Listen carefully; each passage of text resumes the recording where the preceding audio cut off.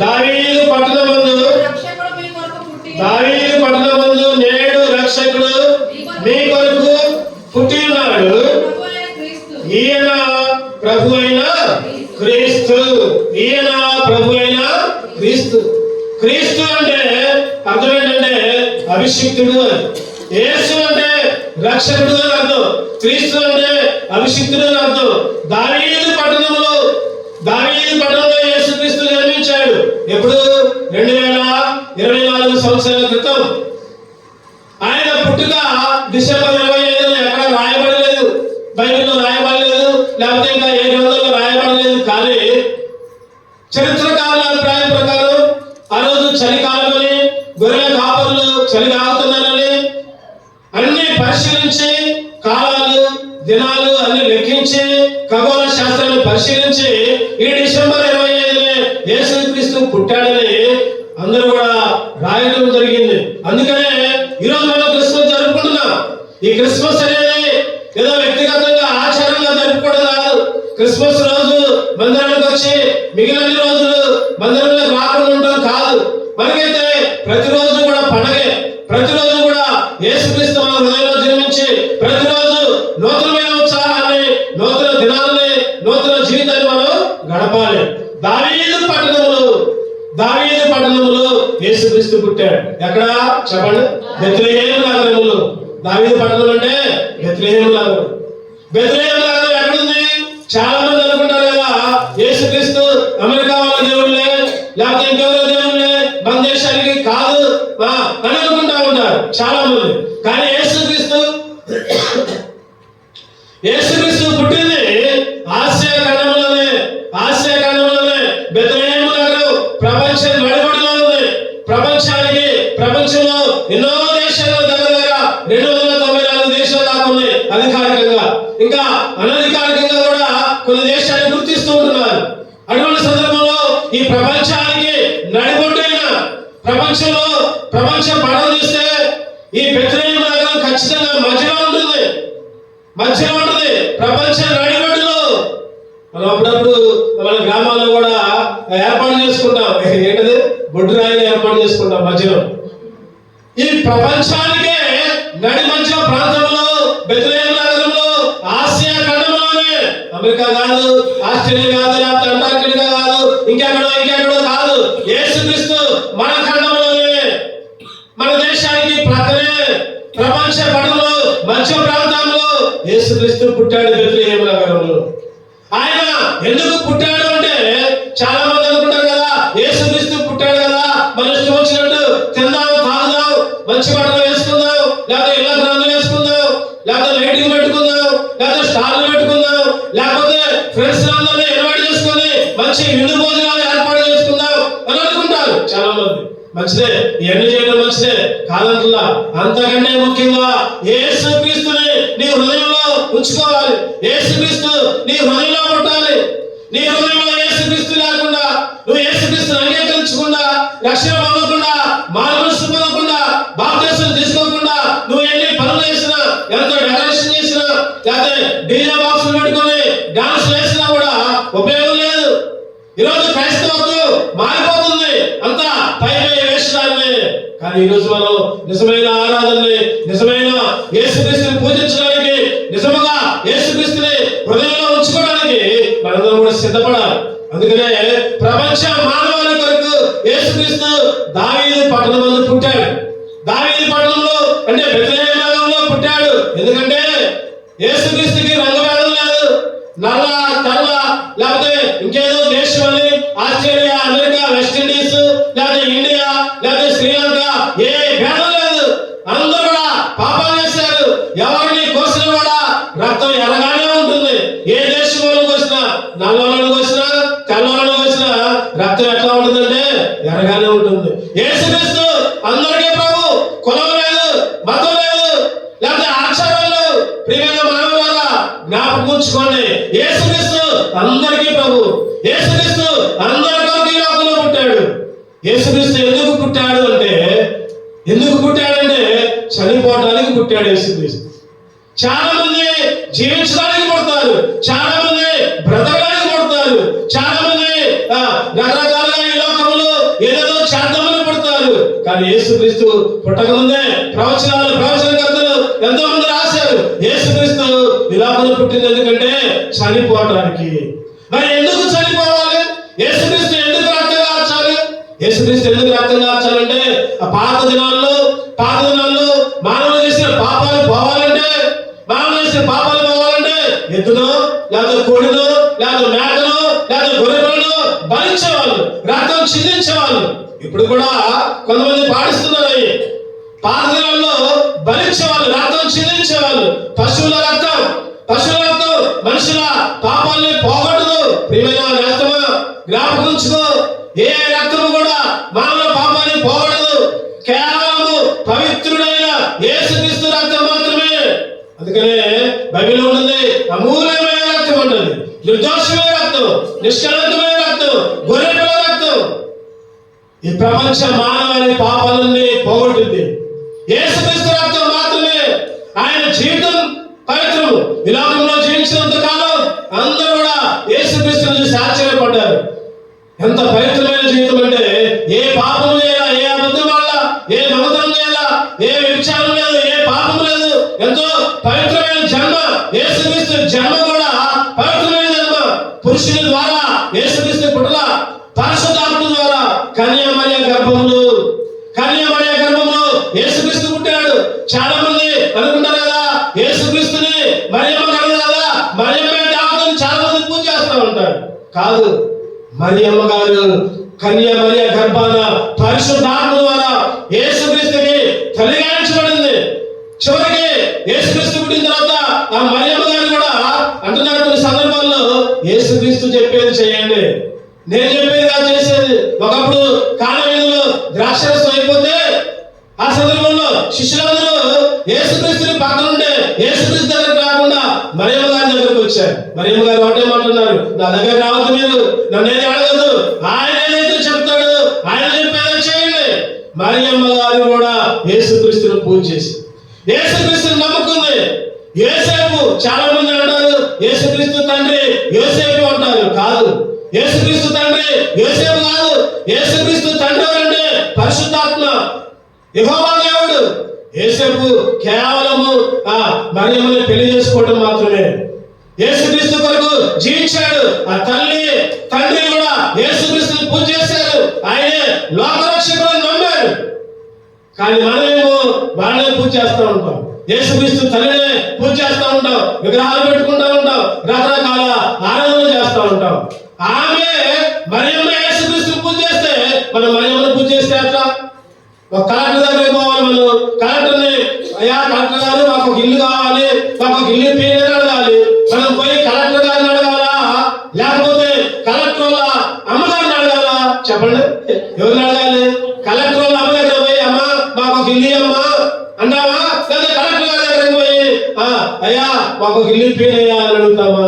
Collector గారి దగ్గరికే వెళ్తాం, అంతేగాని కలెక్టర్ వాళ్ళ అమ్మ దగ్గరికి వెళ్ళాం. ఈరోజు చాలా మంది మూఢనమ్మకాలు ఉంటున్నారు.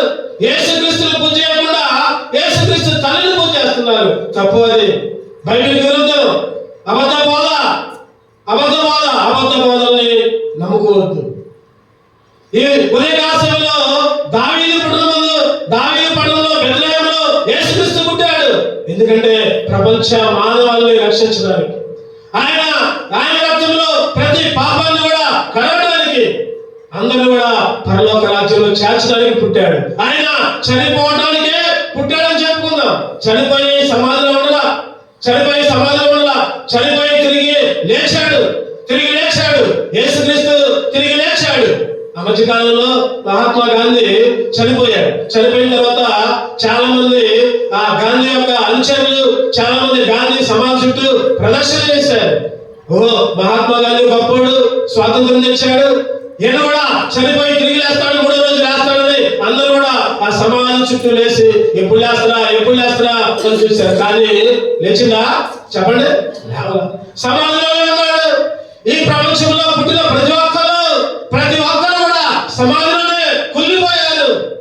ఎవరైతే దేవుళ్ళుగా, ఎవరైతే దేవతలుగా పూజ చేస్తున్నామో వాళ్ళు కూడా సమాధిలోనే ఉంటున్నారు. వాళ్ళు కూడా సమాధిలోనే కుళ్ళిపోయారు. సమాధిలో కుళ్ళిపోయిన వారిని, సమాధిలో ఉన్న వారిని దేవుడిగా, దేవతగా పూజ చేస్తే కాబట్టి ప్రియమైన స్నేహితులను ఒకసారి ఆలోచించారు. యేసుక్రీస్తు మాత్రమే చనిపోయి తిరిగి లేచారు. ఆయన మాత్రమే మరలా రానున్నాడు. బైబిల్ చెప్తుంది కదా, ఆయన రెండవ రాకడ త్వరలో ఉంది అని చెప్తుంది. బైబిల్లో రాసిన ప్రవచనాలను కూడా నెరవేరాయి. ఆయన త్వరగా రానున్నాడు. ఆయన వచ్చేటప్పుడు యూదాగోత్రపు సింహంలాగా వస్తాడు. ఎవరైతే యేసుక్రీస్తు నమ్ముకుంటారో వాళ్ళని పరలోక రాజ్యంలో చేరుస్తాడు. యేసుక్రీస్తు నమ్ముకుంటే పరలోకం, యేసుక్రీస్తు నమ్ముకోకపోతే నరకం. బైబిల్ చెప్తుంది. బైబిల్ పరిశుద్ధ గ్రంథం.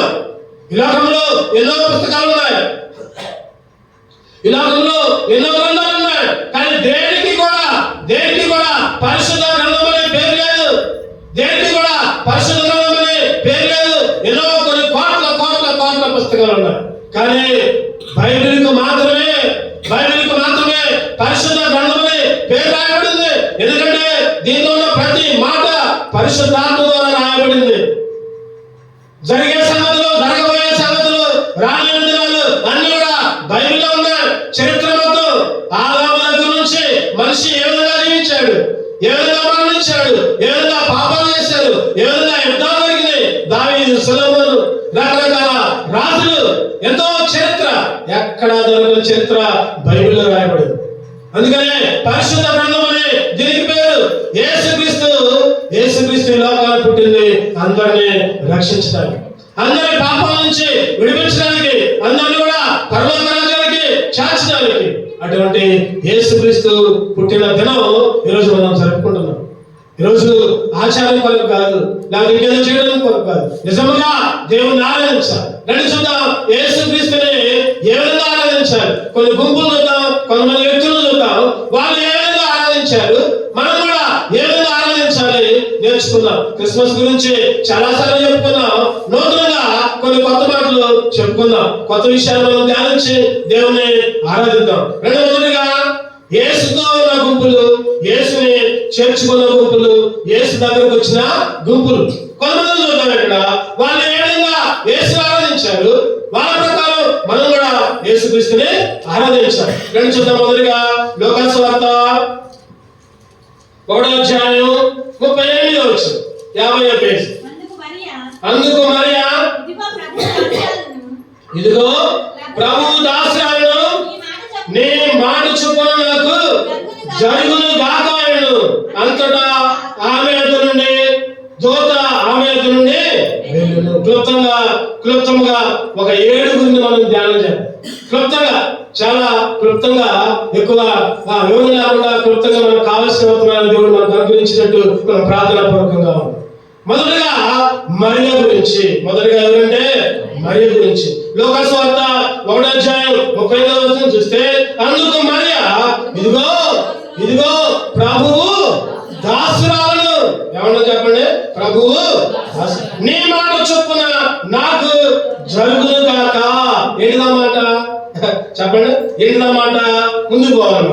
లోకాసు సువార్త 1:35 పోతే 35 వచ్చిన చదవండి.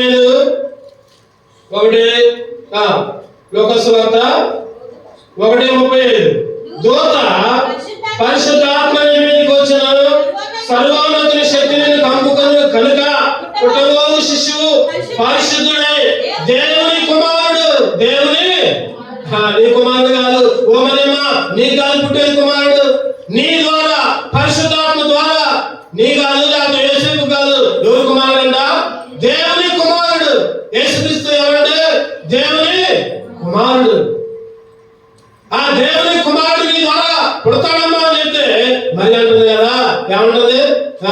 నీ దాసురాలయ్యా, చిత్తమయ్యా, ఏమంటుంది? అందుకు మరి, ఇదిగో ప్రభువు దాసురాలని, నీ మాట చొప్పున నాకు జరుగును గాక. మరియా లోబడింది, మరియా విధేయత చూపించింది.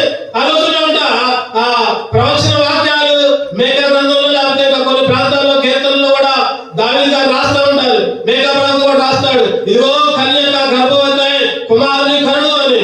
ఆ రోజుల్లో కన్యకలందరూ కూడా సిద్ధపడుతున్నారు. అందరూ కూడా సిద్ధపడుతున్నారు. పెళ్లి సంబంధాలు కుదిరినా కూడా పెళ్లి చేసుకోవట్లా. దేవుడు నా గర్భాన్ని పుడతాడేమో, దేవుడు యేసుక్రీస్తు నా గర్భాన్ని పుడతాడేమో అనుకొని అందరూ ఎదురు చూస్తున్నారు. ఎందుకంటే ప్రవచనం నెరవేరాలి. చివరికి దూత మరియమ్మ కనపడు. మరియా గర్భం ద్వారా యేసుక్రీస్తు ఈ లోకానికి వచ్చారు. ఆ సమయంలో మరియ తను తాను అప్పగించుకుంది. మరి ఏం చేసింది చెప్పండి? తను తాను అప్పగించుకుంది. ఆ రోజుల్లో వెనకంజ వేయరా. ఈ రోజుల్లో కూడా ఎవరైనా యవనస్తురాలు కన్యక నుంచి, అమ్మా నువ్వు పరిశుద్ధాత్మ ద్వారా కన్యకలాగా పరిశుద్ధాత్మ ద్వారా గర్భాన్ని ధరిస్తావంటే ఒప్పుకుంటారా? ఎవరైనా? ఎవరు కూడా ఒప్పుకోరు. అయ్యో నాకు పెళ్లి కాలేదే, అయ్యో నాకు పెళ్లి కాకుండా గర్భం వస్తే ఎట్లా, అందరూ నన్ను చూసి అవమానిస్తారే, అందరూ నన్ను గేలు చేస్తారే, ఓ ఇటువంటిది ఏ తప్పు చేసిందో ఏ పాపం చేసిందో అని అందరూ తిడతారని వెనకంజ వేస్తారు. నిజంగా మరియమ్మ ఆ స్థితిలో వెనకంజ వేయాల. మరియమ్మ ఆ స్థితిలో వెనకంజ వేయాల. అప్పగించుకుంది. తను తానే తన శరీరాన్ని అప్పగించుకుంది. ఎవరు ఏదనుకున్నా పర్వాలా, పక్కన అనుకున్నా పర్వాలా, భర్త అనుకున్నా పర్వాలా, అంటే చేసుకోబోయే యేసేపు అనుకున్నా పర్వాలా, పెళ్లి చేసుకున్నా పర్వాలా, చేసుకోకపోయినా పర్వాలా, అంతకుముందే ప్రదానం చేయబడింది.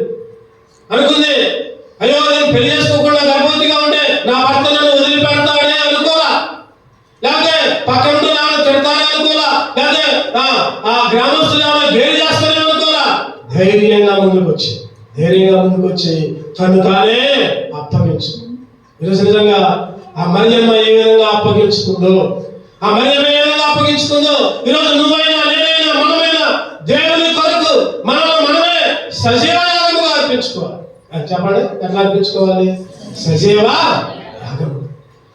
యాగముగా. కొద్దిగా గట్టి చెప్పండి, కొద్దిగా సరిపోద్ది గట్టి చెప్పండి.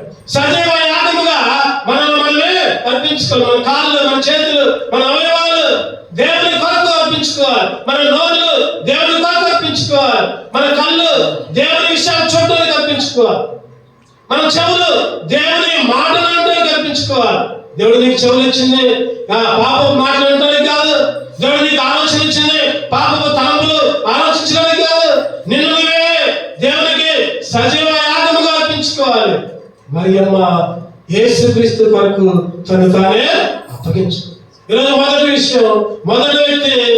వ్యక్తి యేసుక్రీస్తు కొరకు ఏమి చేశారు వాళ్ళు? మన అంశం యేసుక్రీస్తు కొరకు ఎలా జీవించారు, ఏం చేశారు? మొదటగా మరియమ్మ తను తానే అప్పగించుకున్న వాళ్ళు యేసేపు కూడా ఉంటాడు. మత్తయి సువార్త 1:24 చదవండి.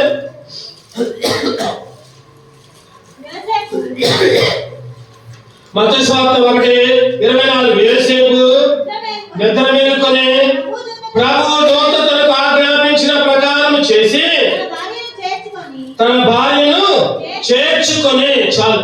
అప్పుడు దాకా యేసేపు అనుకున్నాడు కదా, అయ్యో ప్రదానం చేసుకున్నా, కానీ ఇప్పుడేమో గర్భవతి అయింది, ఆమె పెళ్లి చేసుకుంటే అందరూ నన్ను నిందిస్తారే, అందరూ నన్ను తిడతారే, ఏదిరా పోయిపోయింది, ఆమె దొరికిందా, ఆ గర్భవతి దొరికిందా, నీకెవరు లేరా అని అందరూ నన్ను గేలి చేస్తారని అనుకోవాలా. ఫస్ట్ అయితే అనుకున్నాడు మనసులో, పైన రహస్యంగా విడిచిపెడదామని తలంచాడు. ఎప్పుడైతే ఆ సంగతి దేవునికి తెలిసిందో వెంటనే ఒక దూతను పంపించాడు. యేసేపు భయపడకు, మరియ గర్భం పరిశుద్ధాత్మ ద్వారా వచ్చింది, చేర్చుకోవాలి అనగానే యేసేపు అంటున్నాడు కదా, ఏమని? యేసేపు నిద్ర మేలుకొని ఏముంది అక్కడ? ప్రభువు దూత తనకు ఆజ్ఞాపించిన ప్రకారం చేసి తన భార్యను, అంటే యోసేపు కూడా అప్పగించుకున్నాడు. యేసేపు కూడా దేవుని కొరకు అప్పగించుకున్నాడు. ఎవరిని లెక్క చేయాల, కులాన్ని లెక్క చేయాల, మతాన్ని లెక్క చేయాల, బంధువులు లెక్క చేయాల, లేదా ఇంకెవరిని లెక్క చేయాల.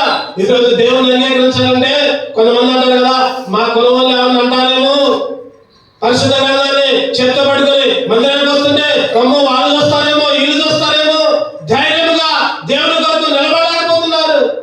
నువ్వు కులం కోసం నడిస్తే, లేదా మతం కోసం నడిస్తే పరలోకానికి పోవు. చనిపోయిన తర్వాత కులం ఉండదు, మతం ఉండదు, ఆచారం ఉండదు, దేశం ఉండదు, రంగు ఉండదు, ఏ భేదం ఉండదు. అందరూ కూడా ఎవరైతే యేసుక్రీస్తుని అంగీకరిస్తారో వాళ్ళు మాత్రం పరలోకానికి వెళ్తారు. చనిపోయిన తర్వాత యేసుక్రీస్తుని అంగీకరించకపోతే నరకానికి వెళ్తారు. అదే శుభవార్త. ఈరోజు ఏంటిది శుభవార్త అంటే, ఆ రోజు దూత ఆ గొల్ల వాళ్ళకి కనబడి శుభవార్త చెప్పింది, ఇదిగో రక్షకుడు మీ కొరకు పుట్టాడని. అదే శుభవార్త ఈరోజు నీకు నాకు కూడా అదే శుభవార్త ఉంటుంది. ఏంటిది ఆ శుభవార్త అంటే, యేసుక్రీస్తు నీ కొరకు పుట్టాడు, యేసుక్రీస్తు కొరకు నిన్ను నీవే అప్పగించుకోవాలి. యేసుక్రీస్తు కొరకు నిన్ను నీవే అర్పించుకోవాలి. ఎప్పుడు దాకా? క్రిస్మస్ పండుగ రోజు దాకా చెప్పండి, జనవరి ఫస్ట్ దాకా చెప్పండి, గుడ్ ఫ్రైడే దాకా కాదు, కాదు, చనిపోయేదాకా నిన్ను నీవే అర్పించుకోవాలి. ఏదో 10 రోజులు, వారం రోజులు, లేదా క్రిస్మస్ రోజు, లేదా జనవరి ఫస్ట్, లేదా గుడ్ ఫ్రైడే, లేదా 10 రోజులు, 20 రోజులు, 30 రోజులు, లేదా 40 రోజులు, రకరకాల బట్టలు, తెల్ల బట్టలు, నల్ల బట్టలు, ఎర్ర బట్టలు, మంచిదే కాదు అసలు. మరి తర్వాత జీవితం ఏంటి? నువ్వు ఎప్పుడైతే యేసుక్రీస్తుని అంగీకరించావు, చనిపోయేదాకా ఏదో ఒక్కరోజు బైబిల్ పట్టుకుని వస్తే సరిపోదు, లేదా ఏదో ఒక్కరోజు మందిరానికి వస్తే సరిపోదు, లేదా పండుగలప్పుడు, పుట్టినరోజులప్పుడు, లేదా ఫంక్షన్లప్పుడు ప్రార్థన పట్టించుకుంటే సరిపోదు. నీ జీవితం అంతా చనిపోయేదాకా యేసుక్రీస్తు కొరకు నిన్ను నీవే చెప్పడం చేయాలి, చెప్పలేదని చెప్పలేం చేయాలి, అప్పగించుకోవాలి, అర్పించుకోవాలి. మొదటిగా యేసుక్రీస్తు పుట్టుక సందర్భంగా ఏం చేయాలంటే మనల్ని మనమే అర్పించుకోవాలి. రెండవదిగా చదువురండి. రెండవదిగా మత్తయి సువార్త 2వ అధ్యాయం 12వ వచనం. మత్తయి సువార్త 2వ అధ్యాయం 12వ వచనం. మత్తయి సువార్త 2:12. తరువాత చదవండి. తరువాత హేరోదు నొద్దకు వెళ్ళవద్దని స్వప్నమందు దేవుని చేత బోధింపబడిన వారు మరి యొక్క మార్గమున తమ దేశములకు తిరిగి వెళ్ళి తరువాత హేరోదు నొద్దకు వెళ్ళవద్దని. ఎవరిని చెప్పండి, ఎవరిని హేరోదు నొద్దకు వెళ్ళొద్దని చెప్పింది? జ్ఞానులు వచ్చారు. హేరోదు దగ్గరకు వచ్చారయ్యా, లోకరక్షకుడు పుట్టాడంటే ఎక్కడ?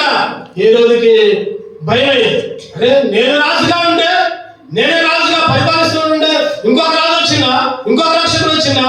హేరోదుకు కూడా అర్థం కాకపోతే చెప్పాడు, అయ్యా ఇంకో మీరు పోండి, ఆ నక్షత్రం ఉంది కదా, ఆ నక్షత్రాన్ని గమనించండి, ఆయన చూసి మళ్ళీ వచ్చిన రండి, ఎక్కడున్నాడో చెప్పండి, నేను కూడా పూజ చేస్తా పైకి.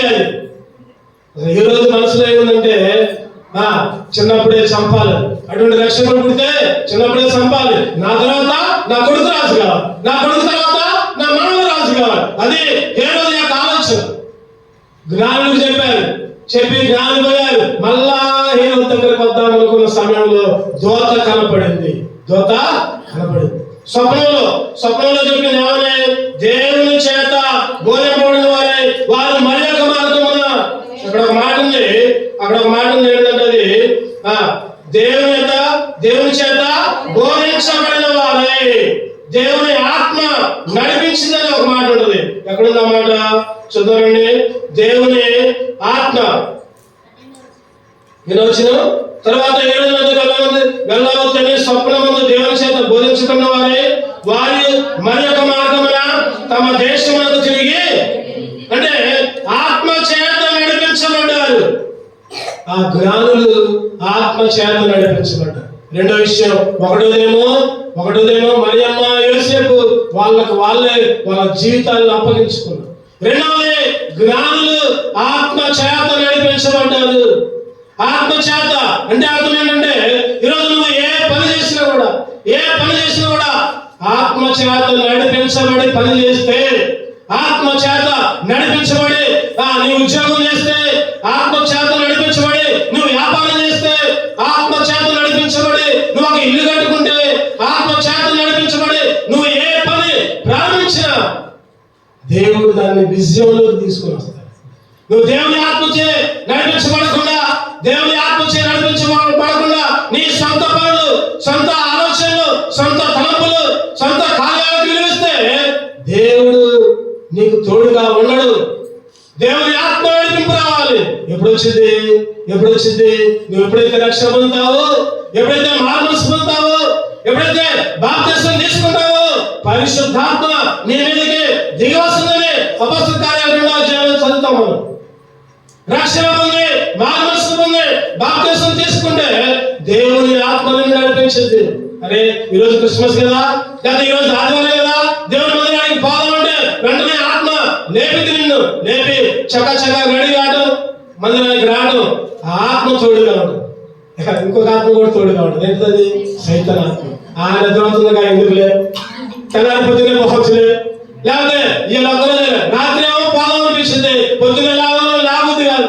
అది సైతాను ఆత్మ. దేవుని స్తుతించలేదు, దేవుని మందిరంలో పాటలు పాడలేదు, దేవుని మందిరంలో నిలబడలేదు, దేవుని మందిరంలో వాక్యాలు చదవలేదు, దేవుని మందిరంలో చప్పట్లు కొట్టలేదు, దేవుని మందిరంలో నోర్లు తెరవలేదు, దేవుని దగ్గరికి దేవుని మందిరంలోకి నడవలేదు కాళ్ళతో. ఏ ఆత్మ అంటది? సైతాను. క్రిస్మస్ రోజు నువ్వు దేవుని ఆత్మని పొందుకోవాలి. దేవుని ఆత్మని, పరిశుద్ధాత్మని పొందుకోవాలి. అపోస్తలుల కార్యాలు చూద్దాం మాట. అపోస్తలుల కార్యాలు 2వ అధ్యాయం, అపోస్తలుల కార్యాలు 2వ అధ్యాయం 35వ వచనం చదవగలరా? అపోస్తలుల కార్యాలు 2:38. పేతురు, మీరు మారు మనసు పొంది పాప క్షమాపణ నిమిత్తము ప్రతి వాడు యేసుక్రీస్తు నామమున బాప్తిస్మం పొందుడి, అప్పుడు మీరు పరిశుద్ధాత్మనే వరం పొందుతారు. అప్పుడు మీరు పరిశుద్ధాత్మనే వరం పొందుతారు. ఎప్పుడంట? చెప్పండి. ఎప్పుడు? చప్పట్లు కొట్టుకుంటే ఎదిరితే కాదు, లేకపోతే ఇంకేదో చేస్తే కాదు, లేకపోతే ఇంకా రకరకాల చూస్తా ఉంటున్నాం ఈ రోజుల్లో.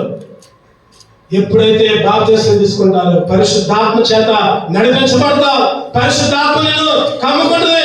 ఏ పని చేసినా పరిశుద్ధాత్మ తోడుగా ఉంటుంది. ఈరోజు రక్షణ పొందాలి, మారు మనసు పొందాలి, బాప్తిస్మం తీసుకోవాలి. ఆ రోజు జ్ఞానులైతే దేవుని ఆత్మ చేత నడిపించబడ్డారు. నిజంగా దేవుని ఆత్మ నడిపించబడకపోతే చెప్పండి, ఏ రోజు దగ్గర పోతే వెంటనే ఏ రోజు చూడటానికి వెళ్ళిపోయి చంపొచ్చేవాడు.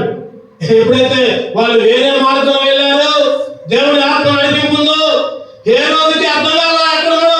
అందుకనే ఆ దేశంలో ఉన్న 2 సంవత్సరాల్లో పిల్లలందరూ కూడా చంపమని ఆజ్ఞించారు. ఎందుకు? యేసుక్రీస్తు ఉన్న ప్రాంతం తెలియలేదు కాబట్టి.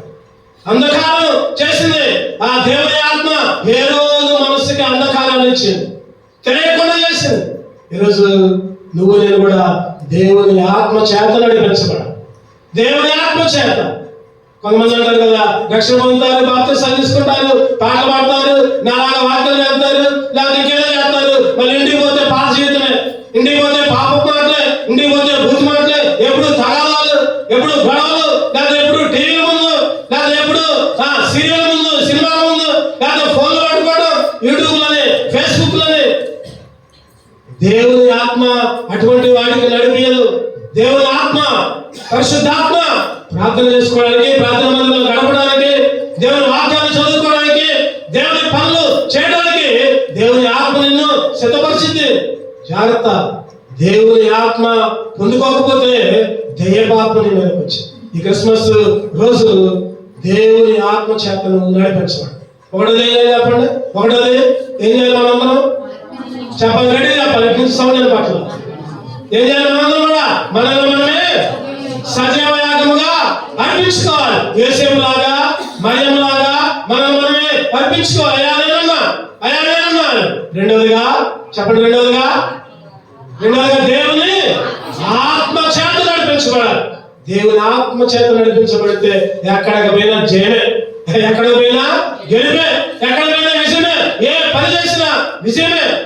ఈరోజు చాలా మంది పిల్లలు పరీక్షలు రాసినప్పుడు గుర్తొచ్చింది దేవుడు. మిగిలిన రోజులు బాగానే ఉంటారు, మందిరానికి కూడా రాదు. పరీక్షలు రాసినప్పుడు ఫోన్లు చేస్తారు కొంతమంది. అన్నా మా అబ్బాయి పరీక్ష పోతుంటే ప్రార్థన చేయమన్నా, మా అమ్మాయి పరీక్ష పోతుంది ప్రార్థన చేయమన్నా. ఆ పిల్లలు మాత్రం దేవునికి అప్పగించుకోరు, దేవుని మందిరంలో గడపరు. ఏదో అర్జెంట్ పనులు ఉంటే ఎప్పుడో ఒకసారి మానేస్తే పర్వాలా. నువ్వు దేవుని దగ్గర రాకుండా, దేవుని మందిరంలో రాకుండా నీ పిల్లలకి నువ్వు వచ్చినంత మాత్రం సరిపోదు. నీ పిల్లలు కూడా దేవుని మందిరంలోకి వస్తే దేవుడు వారిని ఆత్మ చేత నింపబడి దేవుడు వారికి చక్కటి భవిష్యత్తు ఇస్తాం. మన పిల్లల భవిష్యత్తు దేవుని చేతిలో పడితే దేవుడు వారిని దీవిస్తూ ఉంటాడు.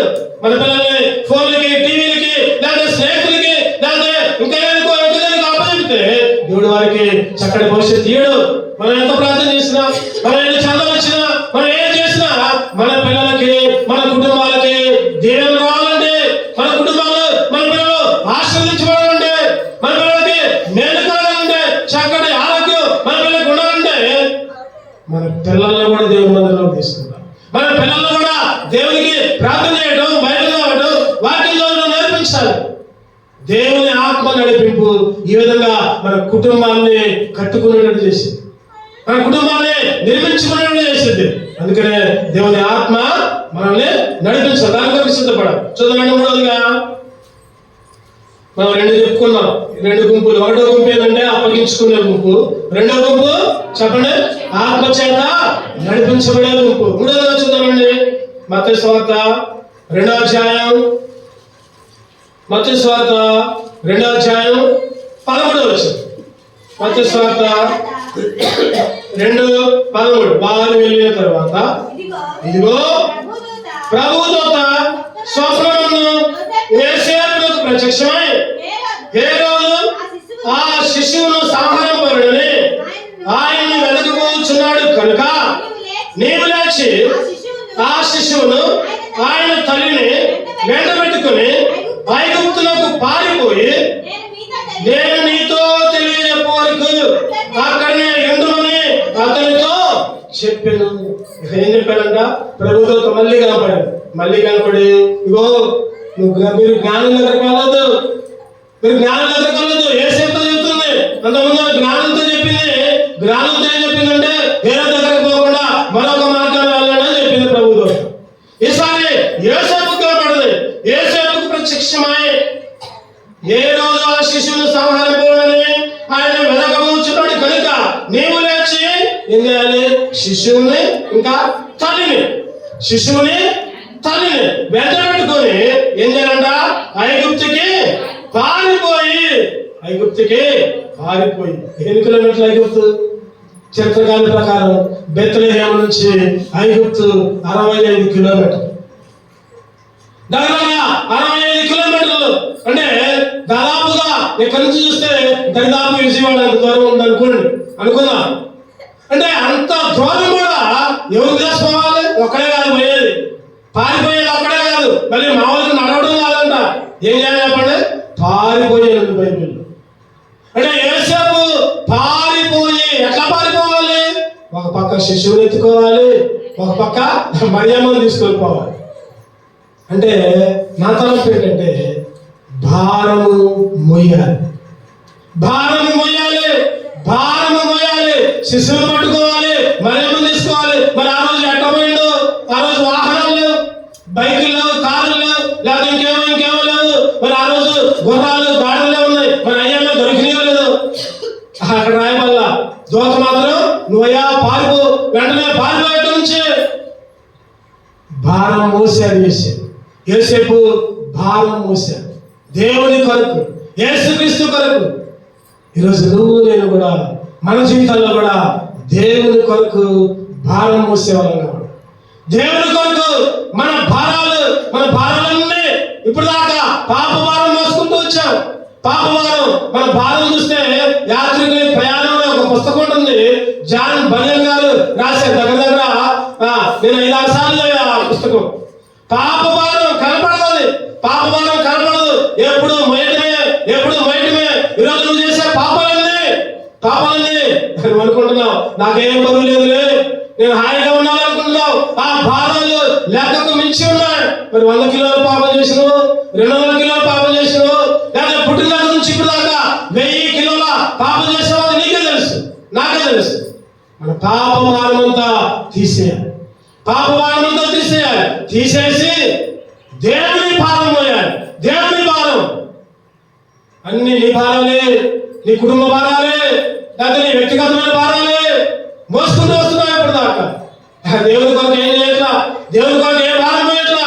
మందిరంలో పనులు కానీ, మందిరం కొరకు కానీ, దేవుని కొరకు కానీ, లేదా దేవుని సన్నిధి కొరకు కానీ నువ్వు ఎంత మాత్రం బాధ్యత వహిస్తున్నావు, నువ్వు ఎంత మాత్రం భారం వస్తున్నావు. దేవుడు అంటున్నాడు ఈరోజు క్రిస్మస్ సందర్భంగా నీతో నాతో మాట్లాడుతున్నాడు. బిడ్డ, ప్రతి ఒక్కరు కూడా భారం మోసేవాళ్ళగా ఉండాలి. నాకెందుకులే వాళ్ళు చూసుకుంటారులే, నాకెందుకులే వాళ్ళు ఉన్నారులే, నాకెందుకులే ఇల్లు ఉన్నారులే. ఏ పనుడుదా, ఏ దేవుని మందిరంలో ఏ చిన్న పని చేసినా ఆ భారం నువ్వు మోసినట్టే. జాగ్రత్త గుర్తుపెట్టుకోవాలి. దేవుని మందిరంలో కానీ, దేవుని కొరకు కానీ, దేవుని సన్నిధి కొరకు కానీ, మన ఇళ్లలో ప్రార్థన పెట్టుకోవడం కానీ, ఇంకా ఇటువంటి భారాలు మోయకపోతే ఈ ఉదయకాల సమయం దేవుడు మాట్లాడుతున్నాడు. ఆ భారాన్ని మోసి దేవుని కొరకు పరిగెత్తు. ఈరోజు లోకం కొరకు పరిగెడుతున్నారు చాలా.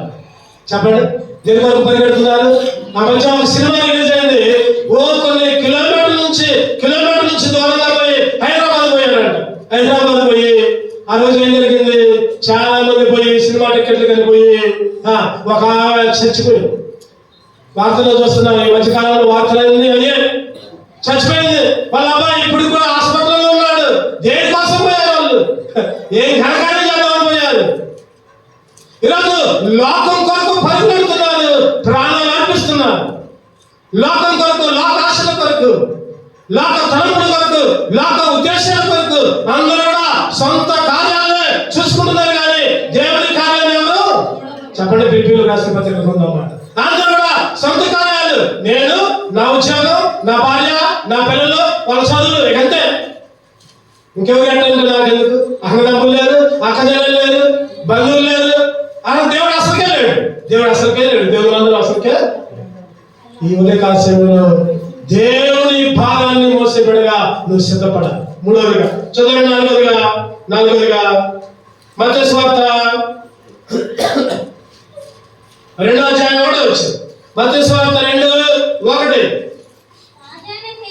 రాజైన హేరోదు దినములందు యూదయ దేశపు బెత్లెహేములో యేసు పుట్టిన పిమ్మట ఇదిగో తూర్పు దేశపు జ్ఞానులు యెరూషలేమునకు వచ్చి, తూర్పు దేశపు జ్ఞానులు యెరూషలేమునకు వచ్చి, ఎక్కడికి వచ్చారు చెప్పండి?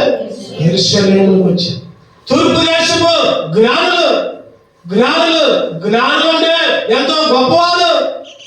వాళ్ళు ఖగోళ శాస్త్రాలు పరిశీలించి యేసుక్రీస్తు పుట్టాడని తెలుసుకొని ఎక్కడికి వచ్చారంటే యెరూషలేము. చెప్పండి, యెరూషలేము అంటే ఏంటి? యెరూషలేము అంటే దేవుని మందిరం, దేవుని ఇల్లు, దేవుని సంఘం. సంఘమనే నువ్వు నేను, సంఘంలో ఒక స్త్రీగా, సంఘమనే స్త్రీగా. ఈరోజు నువ్వు సంఘంలో ఉన్నావా? సంఘం బయట ఉన్నావా? యెరూషలేములో ఉన్నావా? లేకపోతే ఎరుకో ప్రాంతంలో ఉన్నావా? ఎరుకో ప్రాంతంలో ఉంటే దెబ్బలే, కొనుపులే, గాయాలు, చచ్చిపోయే పరిస్థితి, దొంగలు దోచుకోవడం. ఎరుకో అంటే లోకం. దేవుని మందిరం అంటే యెరూషలేము, దేవుని ఇల్లు, దేవుడు ఉండే స్థలం, దేవుడు గద్దించే ప్రదేశం, దేవుడు బుద్ధి చెప్పే స్థలం, దేవుడు నివసించే స్థలం, దేవుడు మనల్ని సరిచేసే స్థలం, దేవుడు మనకి ఆశీర్వాదాలు ఇచ్చే స్థలం. ఏది కోరుకుంటున్నావు? ఆ జ్ఞానులు అయితే ఏం చేశారు చెప్పండి? యెరూషలేమునకు వచ్చారు. జ్ఞానులు యెరూషలేములో ఉన్నారు. ఈరోజు నువ్వు ఇంకా యెరూషలేములోకి రావట్లేదా? సంఘమునే దేవుని మందిరంలోకి రావట్లేదా? సంఘంలో పాలుపంపులు ఉండట్లేదా? సంఘ సహవాసం ఉండట్లేదా? సంఘముతో కలిసి ప్రార్థన, సంఘముతో కలిసి కుడికల్లో పాల్గొనడం, సంఘముతో కలిసి పాటలు పాడటం, సంఘముతో కలిసి ఆరాధించడం, సంఘముతో కలిసి ఆ పరమ విధిలో పాల్గొనడం చేస్తున్నావా? ఇదే కాలంలో దేవుడిని ప్రశ్నిస్తుంటే ఏ సమాధానం చెప్తావు? ఏదో పేరుకి మాత్రం క్రైస్తవులు, పేరుకి మాత్రం దేవుని పెడదాం, పేరుకి మాత్రం వీళ్ళు మందిరానికి మాత్రం అనే పేరే. సంవత్సరానికి ఒకసారి 2 సార్లు లేకపోతే వీళ్ళు కుదిరినప్పుడు రావడము కాదు. కావాల్సిన దేవుడికి సంఘములో చేర్చబడాలి, సంఘంలో ఉండాలి. సంఘం బయట ఉంటే చెప్పండి ఏమంటారు? బయట ఉంటే బయట వాళ్ళని అంటారా? లోపల వాళ్ళు అంటారా? బయట ఉంటే బయట వాళ్ళే, లోపల ఉంటే లోపల వాళ్ళు అంటారు. మనం మాట్లాడుకునే మాటలు బట్టి ఈరోజు నువ్వు సంఘంలో ఉన్నావా? సంఘ బయట ఉన్నావా? రక్షణ మంది సంఘంలో పరమ విధులు చేయడానికి సిద్ధంగా ఉంటున్నావా? రక్షణ పొందావా? బాప్తిసం తీసుకున్నావా? యేసుక్రీస్తుని అంగీకరించావా? యేసుక్రీస్తుని అంగీకరిస్తే, రక్షణ పొందితే, బాప్తిసం తీసుకుంటే నువ్వు కూడా యెరూషలేములో ఉన్నట్టే. ఈ 3 పనులు చేయకుండా నువ్వు ఎన్నిసార్లు మందిరానికి వచ్చినా, నువ్వు ఎంత చందాలు ఇచ్చినా, నీ తల వెంట్రుకలు మొక్కున్నా, లేదా ఎక్కడికక్కడికో పోయి మునిగినా, ఎన్ని దానాత్మ కార్యాలు చేసినా అవన్నీ కూడా బూడిదలో పోసిన పనినే ఎన్నోసార్లు చెప్పుకుంటున్నావు. నీకు రక్షణ లేక, మానసు లేక, బాప్తిసం లేక, ఇంకా లోకంలోనే, లోక సాహసంలోనే, ఎరుకతోనే నీ స్నేహం అయితే ఎవరే కాల్సిన యేసుక్రీస్తు మాట్లాడుతున్నాడు. దేవుడు మాట్లాడుతున్నాడు. ఎక్కడైనా రా బిడ్డ, ఎక్కడైనా రా, ఎక్కడైనా అంగీకరించు, ఎక్కడైనా రా, నేను అంగీకరించి రక్షణ ముందు దేవుడు మాట్లాడుతుంటే తృణీకరిస్తే, దేవుడి మాట లోపడకపోతే, దేవుడు ఎన్నో మన దేవుడంట యోధా గోత్రపు సింహం, యోధా గోత్రపు సింహం. ఇది కృపకాలం. ఈ కృపకాలంలో ఆయన అంగీకరించు. రానున్న కాలంలో నువ్వు దేవుడిని అంగీకరించాలన్న సమయం ఉండదు, రక్షణ దొరకదు, బాప్తిసం తీసుకోవడానికి అసలు టైం ఉండదు. ఏమో తీసుకుందాం అనుకున్నప్పుడు అసలు నువ్వు రేపు బ్రతుకుతావా లేదా అని బైబిల్ చెప్తుంది. రేపేంటి సంబంధించిందో మీరు అడగదు. ఈరోజు ఏమంది, రేపేం జరిగిందో తెలియదు. ఇదే అనుకోవడం సమయం. రక్షణ ముందు, మార్మల్స్ ముందు బాప్తిసం తీసుకో, దేవుని సన్నిధిలో గడుపు, చనిపోయేలాగా దేవుని కొరకు జీవించు. ఒక ఇద్దరు యవనస్తులు ఒక స్నేహితుని తీసుకొని పోయారు. ముగ్గురు కలిసి ఒక మీటింగ్ దగ్గర పోయారు. ఈ విధంగానే సెమీ క్రిస్మస్ ప్రోగ్రామ్ జరుగుతున్నాయి, క్రిస్మస్ ఆరాధన జరుగుతున్నాయి. ఓ పెద్ద డెకరేషన్, పెద్ద లైటింగ్, ఓ మంచి స్పీకర్లు, మంచిగా మ్యూజిక్లు, వాయిద్యాలు, పాటలు పాడుతున్నారు. ఆ యవనస్తులు ముగ్గురు వచ్చారు. ఇద్దరు కలిసి ఇంకొకరిని కూడా ఇంట్లో పండుకొని ఉంటే లేపుకొని వచ్చి ఆడికి వచ్చారు. వాక్యం విన్నారు. వాళ్ళు అనుకున్నారు కదా ముగ్గురు, అరే ఇక లాభం లేదురా, ఇప్పుడు దాకా పాపంతో జీవించాం, ఇప్పుడు దాకా తాగాం, తిరిగాం, ఇక లాభంలా యేసుక్రీస్తు నమ్ముకోవాలిరా, మనం కూడా రక్షణ పొందావురా. ఆ ముగ్గురు కూడా ఆ కోటలో తీర్మానం చేసుకున్నారు. ఇక లాభం లేదు, యేసుక్రీస్తుని అంగీకరించాలి, నమ్ముకోవాలి, తీర్మానం తీసుకున్నారు. చివరిలో సేవకుడు అన్నాడు కదా, ఎవరైతే ఈ రోజు సిద్ధపడ్డారు, నిరీక్షణ కలిగి ఉన్నారు, బాప్తిసం తీసుకోవడానికి సిద్ధపడ్డారు, వాళ్ళు మీ చేతులు ఎత్తండి. ఆ ముగ్గురు కూడా చేతులు ఎత్తారు. ఆ సేవకుడు దేవుడు మిమ్మల్ని దీవించును గాక అని అన్నాడు. చివరిలో సేవకుడు కలిసి, అయ్యా ఎప్పుడు బాప్తిసం తీసుకుంటారు, ఎప్పుడు మార్మల్స్ పొందుతారు, ఎప్పుడు రక్షణ పొందుతారు, ఎప్పటి నుంచి చర్చకు వస్తారు అంటే, ఒక ఇద్దరేమో అయ్యారు మేము మిమ్మల్ని బాప్తిసం తీసుకుంటాం, మేము సిద్ధపడ్డాక. అయ్యారు అన్నారు, అయ్యా 10 రోజుల మందిరానికి రండి, వచ్చి మిమ్మల్ని నిరూపించుకోండి, తర్వాత బాప్తిసం ఇస్తాను.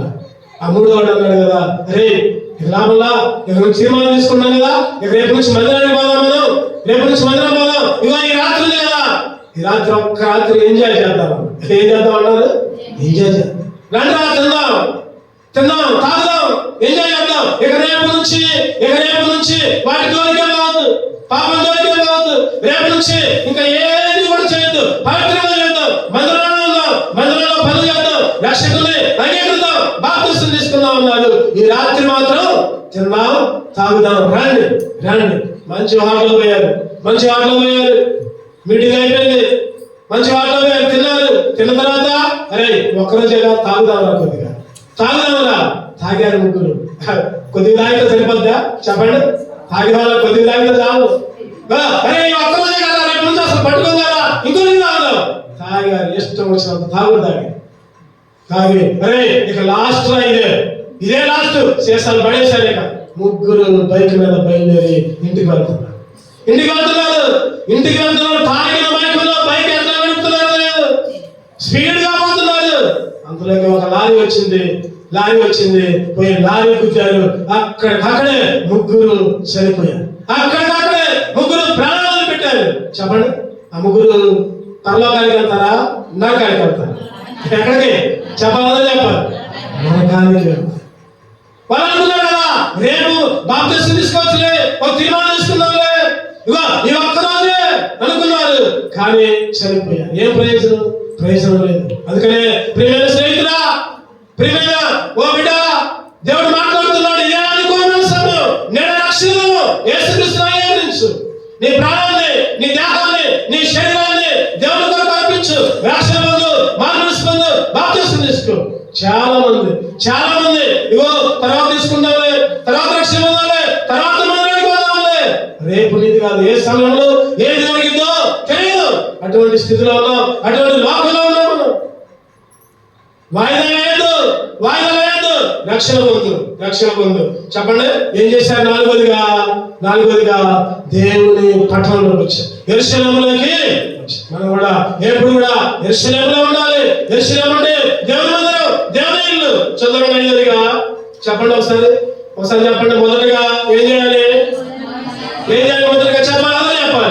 మనమే యేసేపు మరేలాగా సజీవ యాగంగా అర్పించాలి. రెండవదిగా జ్ఞానులాగా దేవుని ఆత్మ చేత నడిపించబడాలి. మూడోదిగా చెప్పండి, ఏం చేయాలి? యేసేపులాగా భారాన్ని మోయాలి. ఈరోజు దేవుని భారాన్ని, దేవుని మందిర భారాన్ని. నాలుగోదిగా చెప్పండి, సంఘములో చేర్చబడాలి.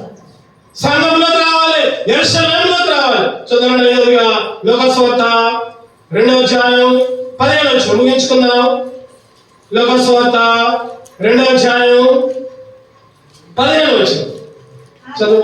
ఆ దూతలు తమ యొద్ద నుండి పరలోకములకు వెళ్ళిన తరువాత ఆ గొర్రెల కాపరులు జరిగిన ఈ కార్యమును ప్రభువు మనకు తెలియజేయించున్నాడు. మనము బెత్లెహేము వరకు వెళ్ళి చూద్దామని ఒకరితో ఒకడు చెప్పుకొని త్వరగా వెళ్ళి చాలు. ఆ దూతలు చెప్పారంట గొర్రెల కాపరులకి, వాళ్ళు అనుకున్నారు కదా బెత్లెహేముకి. ఎట్లా వెళ్ళారు వాళ్ళు? త్వరగా వెళ్ళారు. దేవుని దగ్గరికి ఎప్పుడైనా స్పీడ్ లో ఉండాలి, ఫాస్ట్ గా ఉండాలి, త్వరగా వెళ్ళాలి. విచారం ఏంటంటే ఈ లోకం కొరకు త్వరగా పరుగులు తీస్తున్నాం. ఈ లోకం కొరకు, లోకాశల కొరకు ఏమైనా పొందుకోవాలంటే తొందరగా వెళ్తున్నాం. ఇదిగో చివరిగా ఉన్నాయి, ఇదిగో ఒక్క చీర గురించి చివరిగా చాటింగ్ వేస్తూ ఉంటారు. ఇదిగో చీరలన్నీ పలానా ప్రాంతంలో అమ్ముతున్నారు. ఓ 10,000 చీర 1000 రూపాయలు చేస్తున్నారంటే పరుగులెత్తుతా ఉంటారు, త్వరగా వెళ్తారు. అదే విషయం కాదు, ఇంకా చాలా విషయాల్లో పరుగులెత్తుతా ఉంటారు. లోకం కొరకు, లోకాశల కొరకు. బైబిల్ చెప్తుంది కదా, దేవుని కొరకు త్వరగా వెళ్ళాలి. చెప్పండి, ఎవరి కోసం ఈరోజు మందిరానికి వచ్చారంటే ఎవరి కోసం వచ్చారు? చెప్పండి, దేవుని కోసం వచ్చారా లేదా అయ్యగారి కోసం వచ్చారా? దేవుని కొరకు. లేదా పక్కింటోళ్ళు ఏమో అనుకుంటారేమో, ఇక పండగ ప్రార్థన పోతే ఏంది ప్రార్థన పోలేదని అడుగుతారేమో అని రాలేదు. ఎవరి కోసం వచ్చారు చెప్పండి? దేవుని కొరకు. ఈరోజు త్వరగా రావాలి. విచారం ఏంటో తెలుసా? ఈరోజు చాలా మంది మందిరానికి ఒక రోజు వస్తారు, ఒక ఆదివారం వస్తారు, లేదా ఒక నెల వస్తారు. మా జీవితాల్లో అద్భుతాలు జరగట్లేదండి, ఇగో మా ఇంట్లో స్వస్థత జరగట్లేదండి, ఇగో మా పిల్లల పెళ్లిళ్ళు రావట్లేదండి, మాకు ఉద్యోగాలు రావట్లేదండి, ఇంకా రావట్లేదండి, ఇంకా మాకు మేలు జరగట్లేదండి. అవి మాత్రం తొందరగా కావాలి. ఒక నెల వచ్చినా, ఒక వారం వచ్చినా దేవుని జీవనంలో దేవుని ఆశీర్వాదాలు మాత్రం చెప్పండి తొందరగా కావాలి. మనం మాత్రం తొందరడు, మన జీవితాల్లో తొందరడు. దేవుడి సన్నిధికి త్వరగా వెళ్దాం, దేవుని మందిరంలో త్వరగా గడుపుదాం. ఈరోజు చాలా సంతోషం, చాలా మంది వచ్చారు ఉదయం 4:30 కల్లా. ఈరోజు త్వరగా వెళ్ళే అనుభవంలో ఉండాలి, త్వరగా దేవుని సన్నిధిలో కనపడే భాగ్యాన్ని ఈరోజు దేవుడు చూస్తూ ఉంటున్నాడు. త్వరగా వెళ్ళాలి. చూద్దాం, ఆరోగ్యంగా చూద్దాం. మత్తయి సువార్త 2వ అధ్యాయం 2వ వచనం. మత్తయి సువార్త 2:2 యూదుల రాజుగా పుట్టినవాడు ఎక్కడ ఉన్నాడు? తూర్పు దిక్కున. మేము ఆయన నక్షత్రము చూచి ఆయనను పూజింపవచ్చితమని చెప్పారు. ఏమని? వాళ్ళంట ఆయన నక్షత్రం చూచారు. ఆయన నక్షత్రం అంటే ఆయన నక్షత్రాన్ని చూచారు, దేవుణ్ణి చూచారు, ఆ నక్షత్రాన్ని చూచారు, యేసు క్రీస్తుని చూచారు. ఉదయకాల సేవలు నువ్వు ఎవరిని చూస్తున్నావు? యేసు క్రీస్తుని చూసే బిడ్డగా ఉన్నావు నువ్వు. యేసు క్రీస్తు వైపే, యేసు క్రీస్తు కొరకే, యేసు క్రీస్తు తోనే, యేసు క్రీస్తు లోనే జీవించే బిడ్డగా ఉన్నావు. యేసు వైపే పౌలు అంటున్నాడు. చెప్పండి, ఈ లోకంలో ఉన్నదంతా కూడా అంత పెంట, ఈ లోకంలో ఉన్నదంతా కూడా పెంటగా సమానంగా ఎంచుకున్నాడు. యేసు వైపు చూచు పందెగ్రామంలో చెప్పండి ఓపికతో పరుగెత్తాలి. పందె రంగంలో ఓపిక ఉండాలి. ఓపిక దేవుని విడలగా, రక్షణ విడలగా ఓపిక లేకపోతే అట్లా. ఒక ఇద్దరు యవనస్తురాలైన కార్యకులు ఉన్నారు. ఇద్దరు జాగ్రత్తగా యవనస్తురాలైన కార్యకులు. ఒక ఆమెమో మంచి ధనవంతురాలు. వాళ్ళ నాన్న, వాళ్ళ అమ్మ, వాళ్ళ తాత, వాళ్ళ నాయన అందరూ ఉద్యోగస్తులే. పెద్ద మేడలు ఉన్నాయి, వాళ్ళకి కార్లు ఉన్నాయి. ఇంకొక ఆమె చాలా పేదరాలు. ఇద్దరు ఆ కుటుంబాలు మందిరానికి వస్తున్నారు. ఆ ఇద్దరు దేవుడు పాస్టర్ గారు అన్నారు, అమ్మా చాలా సంతోషంగా వస్తున్నారు, మందిరంలో పనులు చేయండి అమ్మా, చేపలు వేయండి, ఓడవండి, బాత్రూమ్లు వెళ్ళండి, చుట్టూ శుభ్రంగా ఓడవండి, శుభ్రపరచండి. ఆ ఇద్దరు యవనస్తులు కన్యకులు సిద్ధపరుచుకున్నారు. అయ్యారు మేము చేస్తాం, ఈ సంవత్సరం మొత్తం మందిరంలో అన్ని పనులు మేమే చేస్తాం, తీర్మానం చేసుకున్నాం. ఇద్దరు వస్తున్నారు, అన్ని శుభ్రం చేస్తున్నారు, చేపలు వేస్తున్నారు, బాత్రూమ్లు కడుగుతున్నారు, ప్రార్థన చేసుకుంటున్నారు, వెళ్తున్నారు. మనకి పెళ్లి చేసే సమయం వచ్చింది. సేవకుడు అన్నాడు కదా, అమ్మ ప్రార్థన చేసుకోండి, రోజు వస్తున్నారు కదా ప్రార్థన చేసుకోండి.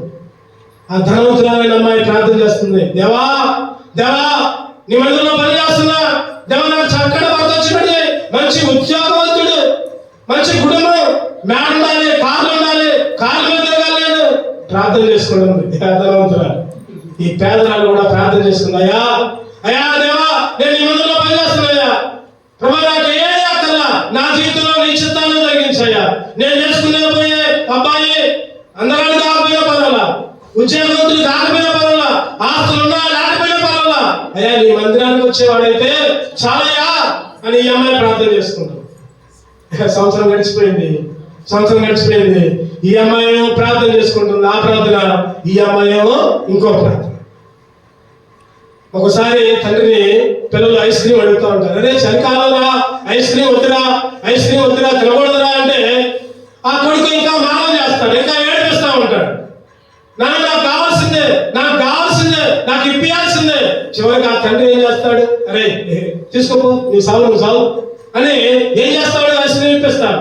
అలాగే దేవుడు కూడా కొన్నిసార్లు ఎన్నోసార్లు అడగడం వల్ల దేవుడికి ఇష్టం లేకపోయినా చేస్తూ ఉంటాడు. ఆ అమ్మాయి కూడా చక్కటి భర్త వచ్చింది, అందగాడైన భర్త, మంచి ఉద్యోగం, మంచి మేడలు, మంచి కార్లు, చక్కగా గొప్పగా పెళ్లి చేసుకుంది, ఆడంబరంగా, ఎంతో గ్రేట్ గా. అందరూ అబ్బా ఎంత మంచి సంబంధం దొరికింది అమ్మాయికి, ఎంత మంచి సంబంధం, దేవుని మందిరంలో దేవుని అడిగింది దేవుడు ఇచ్చాడు, అయిపోయింది. ఇటుపక్క అమ్మాయి కూడా అందగాడి కాకపోయినా మంచి అబ్బాయినే, చదువుకున్న అబ్బాయినే, మందిరానికి పోయే అబ్బాయినే, ఈ అమ్మాయి కూడా దేవుడు అనుగ్రహించాడు. ఇద్దరు పెళ్లిళ్ళు అయిపోయింది. సంవత్సరం అయింది. సంవత్సరానికి తిరిగి వచ్చారు. ఇద్దరు మందిరానికి వచ్చారు. ఈ అమ్మాయి ఏమో ఒకతో వచ్చింది. ఈ అమ్మాయి ఏమో భర్తతో కలిసి ఇద్దరు కలిసి దేవుని దగ్గరకు వచ్చారు. ఏంటమ్మా ఎట్లా ఉంటున్నారు, ఎట్లా జీవిస్తున్నారు సేవకుడు అడిగాడు. ఈ అమ్మాయి అదే, అయ్యగారు మా ఆయన ఉద్యోగవంతులని డబ్బున్నోడని చేసుకున్నా, మా ఆయన నన్ను వదిలిపెట్టాడు, ఇంకెవరినో తీసుకుని వెళ్ళిపోయాడు అయ్యగారు, నా జీవితం ఎండిపోయింది అయ్యగారు. ఈ అమ్మాయి చెబుతుంది, ఎవరు, ధనవంతురాలని అమ్మాయి. ఈ అమ్మాయి చెబుతుంది, అయ్యగారు ఇగో నా భర్త నేను చేసుకున్నప్పుడు ఉద్యోగం లేదు, నేను చేసుకున్న తర్వాత ఇద్దరు కలిసి మందిరానికి వచ్చాం, ఇద్దరు కలిసి దేవుని స్తుతించాం, ఇద్దరు కలిసి దేవుళ్ళో గడిపాం. అయ్యా నా భర్తకు అప్పుడు ఉద్యోగం లేదు, ఇప్పుడు నా భర్తకు చక్కటి ఉద్యోగం వచ్చింది. అయ్యా ఉద్యోగం చేసి మంచి ఇల్లు కట్టుకున్నాం, మంచి కారు కొనుక్కున్నాం, మీ దగ్గర వచ్చి సంతోషాన్ని పంచుకున్నామని వచ్చాం. చూడండి, రెండు జీవితాల్లో మార్పు. ఈరోజు నీ కోరిక ఎట్లా ఉంటున్నాయి, ఈరోజు చాలా మంది ఈ ధనవంతురాలైన అమ్మాయి లాగా కోరికలు కోరుకుంటున్నారు. నాకు అది కావాలి, నాకు ఇది కావాలి, లేదా నాకు మంచి భర్త రావాలి. ఈ అమ్మాయి లాగా మందిరానికి పోయే అబ్బాయి కావాలని కోరుకోవట్లేదు, ఎవరు విశ్వాసి కావాలని కోరుకోవట్లా. ఈరోజు అందరూ వస్తున్నారు, కులాలు వస్తున్నారు, మతాలు వస్తున్నారు, లేకపోతే రకరకాలైన విషయాలు వస్తున్నారు, కానీ దేవునికి సంబంధించిన విషయాలు యేసు వైపు చూడట్లా, యేసుక్రీస్తుకి ఇష్టమైన జీవితం జీవించట్లా. ఈ ఉదయకాల సమయంలో యేసు వైపే చూడు. ఆలస్యమైన అద్భుతమైన కార్యాలు దేవుని జీవితంలో జరిగిస్తాడు. చివరిగా ఇంకొక విషయాన్ని ధ్యానం చేసుకొని ముగించుకున్నాం. రండి, మత్తయి సువార్త 2వ అధ్యాయం 11వ వచనం. చాలా మంది సమయం లేదు, చాలా మంది చెప్పుకోవడానికి క్లుప్తంగా ధ్యానించుకున్నాం. ఒక 5 నిమిషాలు ముగించుకున్నాం. మత్తయి సువార్త 2వ అధ్యాయం 11వ వచనం. వారు ఆ నక్షత్రమును చూచి అత్యానందభరితులై ఇందులోనికి వచ్చి తల్లి అయిన మరియను ఆ శిశువును చూచి సాగిలపడి ఆయనను పూజించి తమ పెట్టెలు నింపి బంగారమును సామ్రాజ్యం బంగారాన్ని గోళమును కానుకలుగా ఆయనకు సమర్పించిరి. యేసుకి అర్పించిన గుంపు, యేసు కొరకు అర్పించిన గుంపు. చెప్పండి, ఒకటో గుంపు ఏంటి? సజీవ యాగముగా అప్పగించుకున్న గుంపు. రెండవది ఆత్మ చేత నడిపించబడిన గుంపు. మూడవది భారము మోసే గుంపు. నాలుగవది సంఘంలోని మందిరంలో నివసించే గుంపు. ఐదవది త్వరగా దేవుని కొరకు త్వరగా వెళ్ళే గుంపు. ఆరవది యేసుని చూచే గుంపు, యేసుని మాత్రమే చూచే గుంపు. ఏడవది ఏంటంటే సమర్పించుకునే గుంపు, అర్పించుకునే గుంపు. చెప్పండి, ఏం చేశారు? నక్షత్రాలు చూశారు, పెట్టెలు విప్పారు, బంగారం సాంబ్రాణి గోళం. వీడి గురించి వివరించడానికి సమయం లేదు కానీ బంగారం పరిశుద్ధతనానికి గుర్తు, బంగారం రాజరికానికి గుర్తు. తర్వాత గోళం యేసుక్రీస్తు చనిపోతాడు, యేసుక్రీస్తుకి రాయాలి, యేసుక్రీస్తు సమాధిలో ఉంచబడతాడు. అందుకనే ఆ రోజే పుట్టినప్పుడే బోధించబడి గోళాన్ని అర్పించారు. సాంబ్రాణి పరిమళ వాసన, సువాసన. ఎవరైతే యేసుక్రీస్తు తన జీవితాన్ని పరిమళ వాసనగా అందరికీ పంచుతాడు అన్నాన్ని గుర్తు. సాంబ్రాణి, గోళం, బంగారం, పెట్టారు. ఈరోజు నువ్వు సాంబ్రాణి అయిపోయినా పర్వాలేదు, బంగారం అయిపోయినా పర్వాలేదు, చెప్పండి. ఇంకా గోళాన్ని అర్పించకపోయినా పర్వాలేదు, లేకపోతే డబ్బులు పెట్టి అయిపోయినా పర్వాలేదు, ఒక పెట్టె మాత్రం వేయాలి. ఏంటి పెట్టా?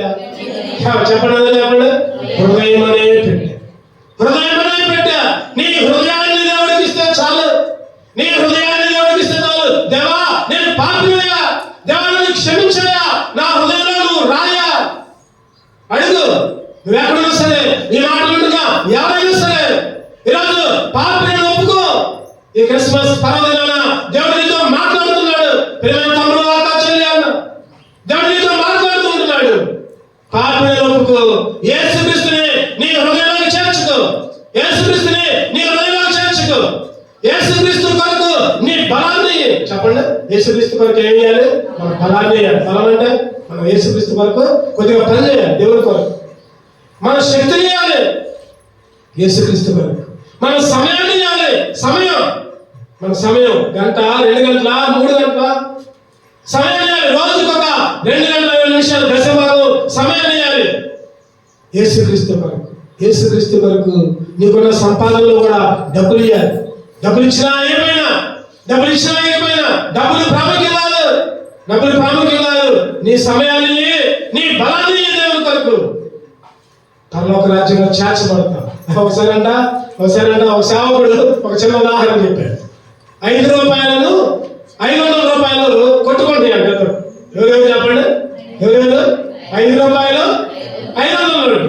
5 రూపాయలు అన్నదంట, నువ్వు 500 రూపాయల నోటైనా నేను గొప్ప నీకంటే. 5 రూపాయలు అన్నదంట.